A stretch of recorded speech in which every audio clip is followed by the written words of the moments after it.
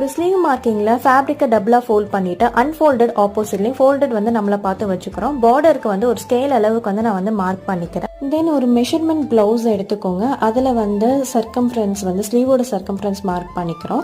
So எவ்வளோங்கிறத வந்து டபுளாக வந்து கேல்குலேட் பண்ணிக்கிறோம். தென் ஸ்லீவோட ஹைட்டும் வந்து மார்க் பண்ணிக்கிறோம். சென்டர் பாயிண்ட்லேருந்து அந்த ஹைட்டை வந்து கரெக்டாக மெஷர் பண்ணி மார்க் பண்ணிக்கிறோம். அண்ட் கர்வ் பாயிண்ட்டுக்கு நான் இப்போ மார்க் பண்ணுற மாதிரி வந்து ஃபோல்ட் பண்ணி கார்னரில் மார்க் பண்ணிக்கிறோம்.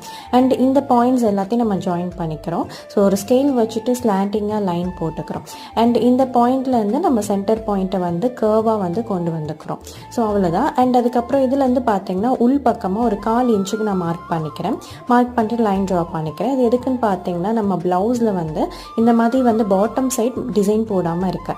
அண்ட் இதை அப்படி ஹாஃபாக ஃபோல்ட் பண்ணி டேப் பண்ணிங்கன்னா அந்த இம்ப்ரெஷன் வரும். அதை ஃபாலோ பண்ணி நம்ம வந்து மார்க் பண்ணோம் அப்படின்னா ஒரு பர்ஃபெக்டான ஸ்லீவ் டிசைன் உங்களுக்கு ரெடி ஆகிடும்.